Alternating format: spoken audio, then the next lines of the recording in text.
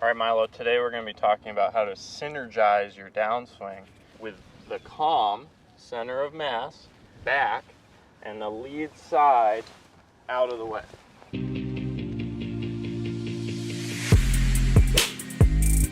So let's get into this. We're getting fancy with the wording on this channel now. Synergize. Synergize. That's a good word. What does that mean? What is synergy? Synergy. I think it's like Working together? working together, Okay. correlating. I don't know what you want to use. You have some fancy words you're coming up Well, with. everyone talks about connection, right, in the golf swing, Yeah.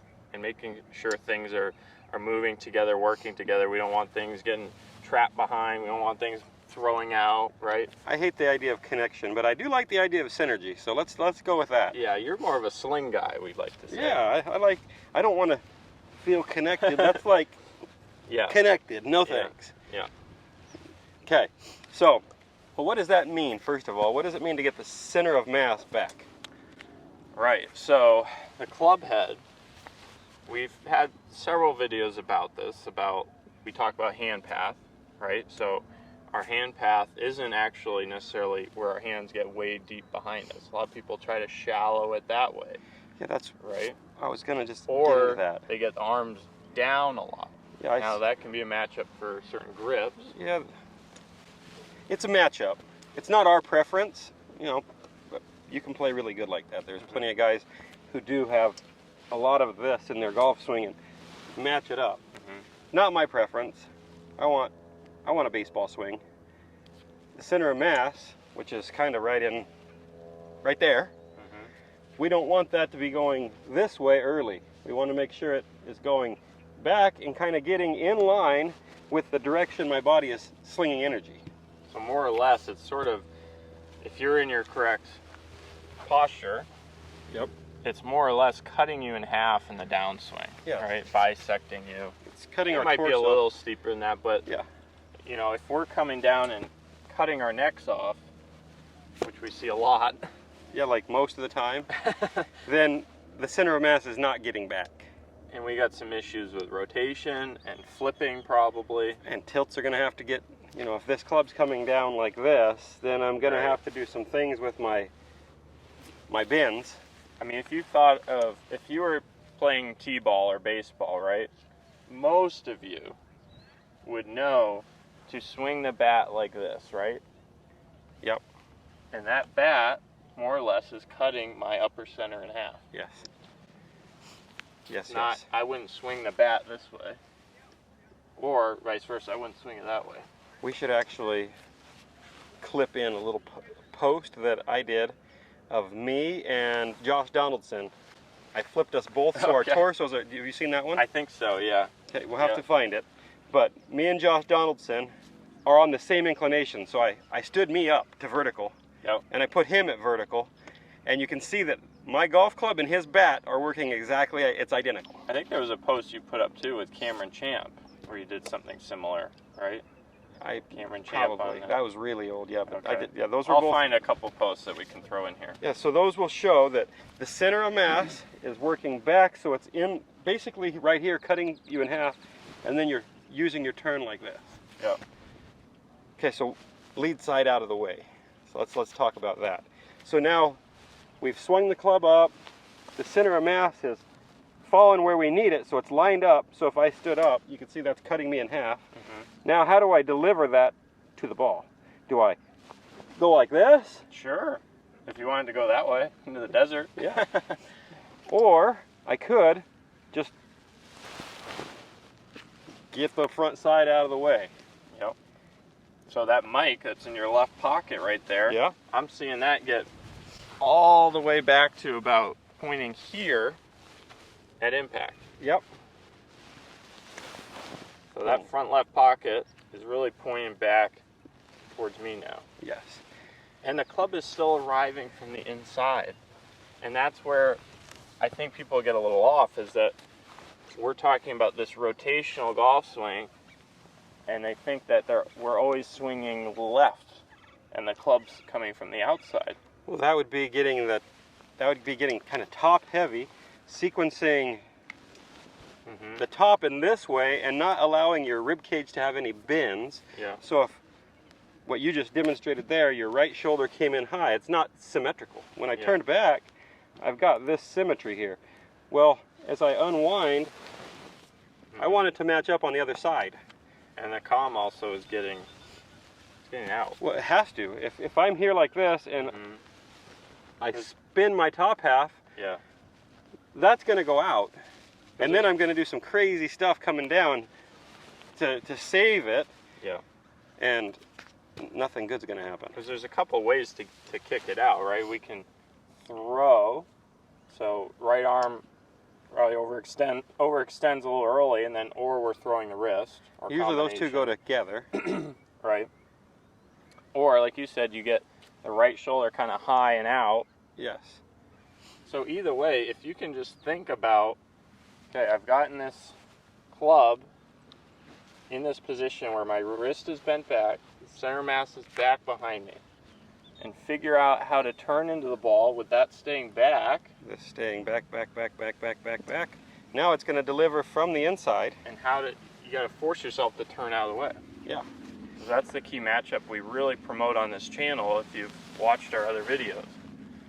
You know, that right wrist really matches up with us getting around. The way that this right wrist and forearm functions is what gets this club where we want it and gets the face alignments how we want it. So I could get the center mass back and flop my wrist funny, and now I'm really dead. You didn't open the doorknob the right way. Or I could get it like this. Flopped under, hit it with the back part of the golf club. That's nice. Turned this way, hit it with the face. So it's important how this forearm and wrist works. That's what gets the center mass back. Then it's also important how our pivoting motion is symmetrical. So we want to make sure that the pelvis is what's starting this motion and that we're allowing our body to turn and bend properly without doing any of this kind of stuff. So I can turn and bend, and I'm still my ribs are on top of my hips. Yep. Versus my hips over there somewhere and my rib cage on top of my back foot, and now I'm crying, my hips hurt, my back hurts. So the way we get our lead side out of the way is pretty important. We want to make sure it's not only my hips, it's everything. The pelvis is leading, it's pulling me around the corner, but what else has gotten out of the way? The whole left side is turned the corner, right? Yeah. It can't just be. Well, even your lead shoulder, is it going a little up? Yes, but it's up on the plane. It's around and up. It's all about this symmetrical motion.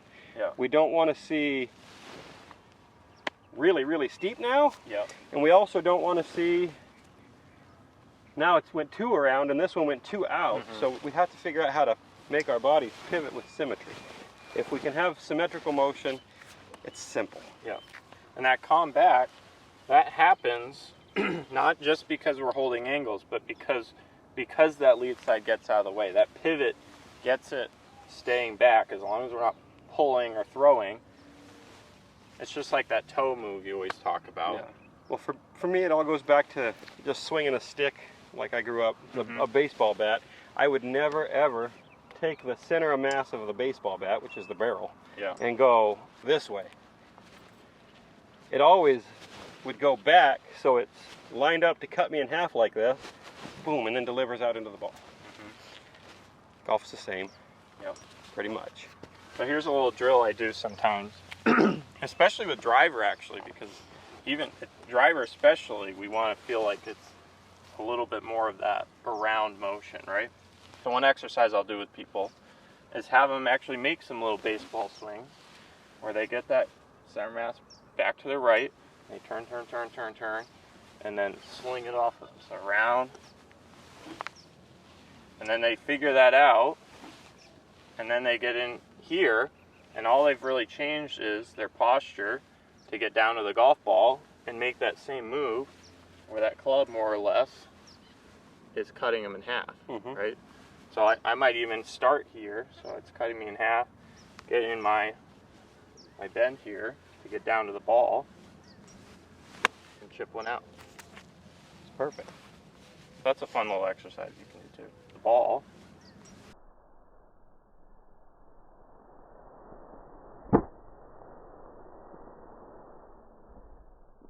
Yeah, so if you struggle, if the club wants to pitch out, that's a good place to start.